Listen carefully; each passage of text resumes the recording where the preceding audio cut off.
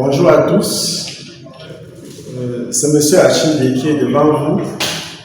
Et aujourd'hui, nous nous penchons sur les procédés généraux de construction en classe de première.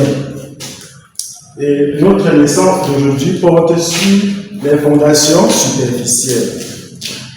Et l'objectif d'aujourd'hui sera de dimensionner l'un des types de fondations superficielles, à savoir les semelles filantes. Comment retrouver les caractéristiques d'une semelle filante? Je vais vous donner le déroulement de notre leçon. Et entrez maintenant dans chaque élément et vous donner des éléments qui pourront vous aider à mieux comprendre les fondations superficielles. Nous allons commencer par les généralités.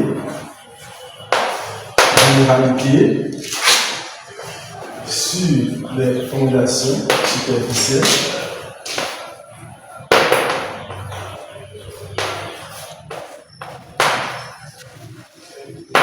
Et là, nous allons donner juste une définition. Une définition au choix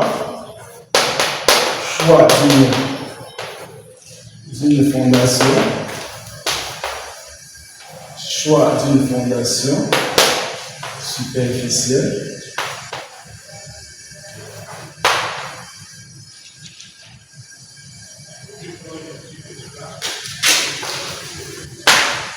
Là,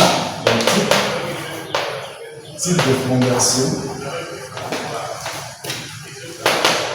superficielle. En grand lieu, nous allons parler du dimensionnement.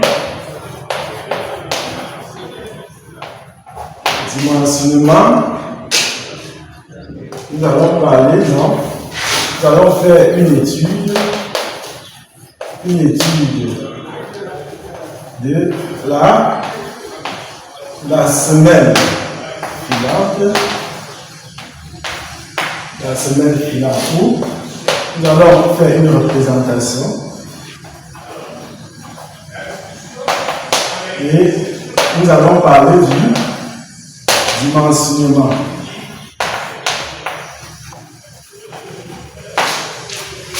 Voilà donc le plan de notre leçon porté sur les fondations superficielles.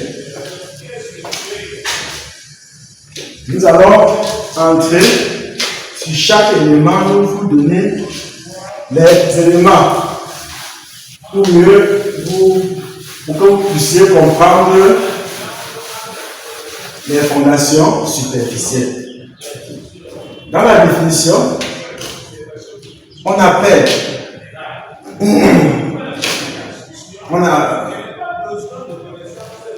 donc fondation superficielle une fondation dont le bon sol se trouve à une faible profondeur entre 0 et 3 mètres et lorsqu'on a affaire à une petite construction. On aura par la suite le choix des fondations superficielles. Le choix des fondations superficielles.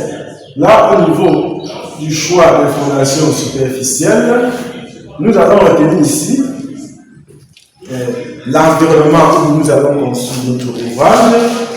Nous avons la profondeur de la nappe phréatique. Nous avions la profondeur du bon sol comme élément permettant de choisir notre fondation superficielle.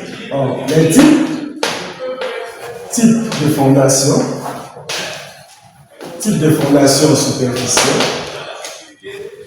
superficielle, nous avions les semelles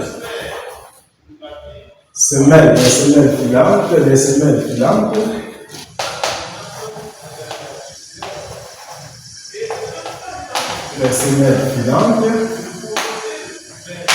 nous avions les semelles isolées, Nous avions les semelles excentrées. Nous avions les radiers généraux. On voit les types de fondations superficielles. Et là, par la suite,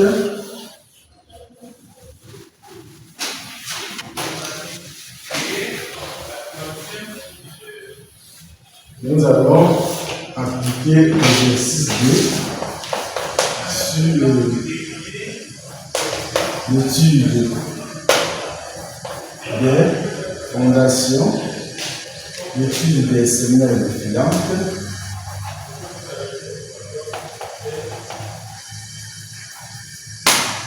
l'étude des semelles filantes. Nous avions la représentation.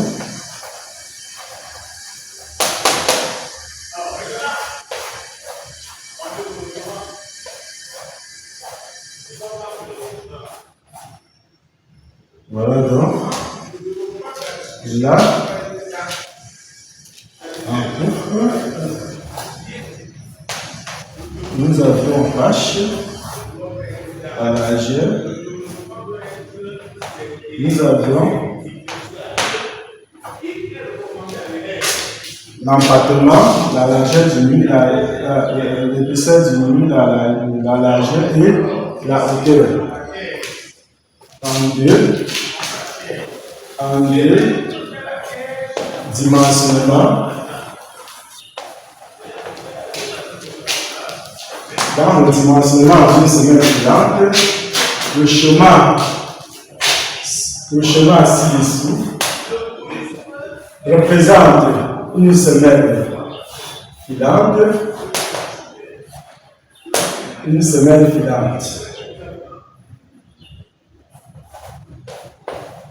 avec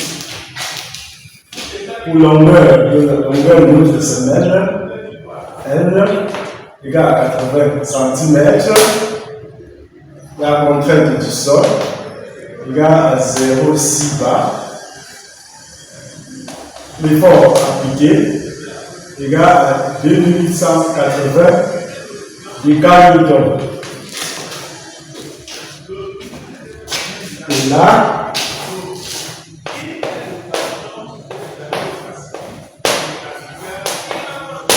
question, travail à faire.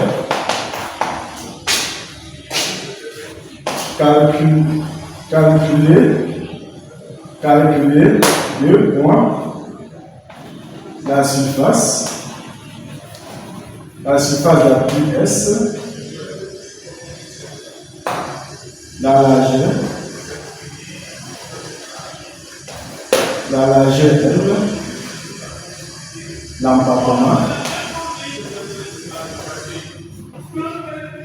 l'empattement E et la hauteur de la semelle.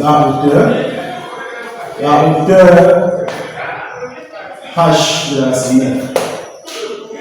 Comme solution, vous avez, voilà l'énoncé. Donc, comme solution, maintenant c'est l'exercice.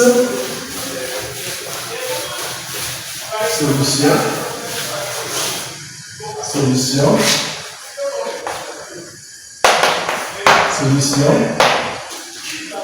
Première, calcul de la surface portante, la surface S, la surface portante S. Nous allons utiliser une équation N sur S, F égale à sigma sol. En faisant produit de moins égale à produit de SM, N inférieur à S sigma sol. Cela implique que S est supérieur à N sur sigma sol. En application numérique, S est supérieur à 2880 divisé par S sera supérieur ou égal à 4800 cm². Voilà comment on calcule la surface d'appui. Calculons la largeur.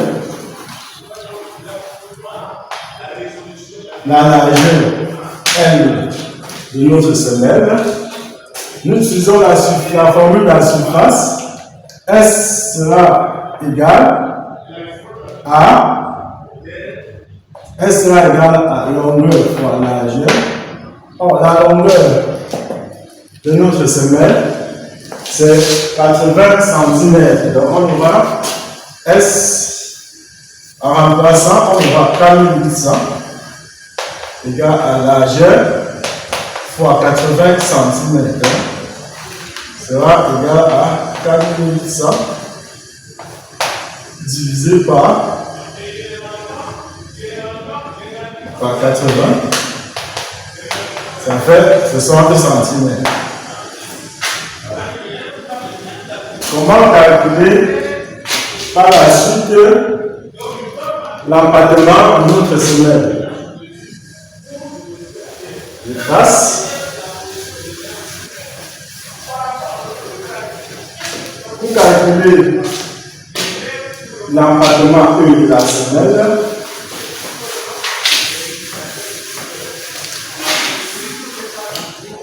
troisième, calculons l'empattement E. Voilà ce qu'on entend par empattement de la semelle. C'est A. Et voilà la largeur calculée. Or, la largeur égale à 2 fois l'empattement plus A.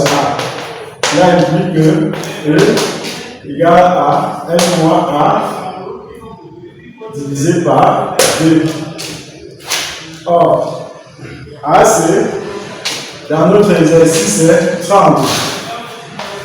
L, c'est 60 cm. A, 30 cm. Cela implique qu'il doit faire 60 moins 30 divisé par 2 égale à 15 cm. Quatrième question, calcul de la hauteur H. H étant, la largeur étant inférieure à 1 mètre, nous allons donc utiliser la formule 2,5. En application numérique, H égale à 2,5 multiplié par 15 cm. Ça fait 37,5 cm. Voilà, nous avons atteint l'objectif. Nous avons calculé les caractéristiques d'une semelle filante, à savoir la surface, la largeur, l'empattement E et la hauteur. Donc, la semaine prochaine, nous allons continuer avec le dimensionnement d'une semelle isolée. Nous allons vous dire ce qu'on entend par semelle isolée, comment trouver les éléments caractéristiques avec des exercices d'application pour permettre de comprendre la notion de fondation superficielle. Je vous remercie et à la semaine prochaine.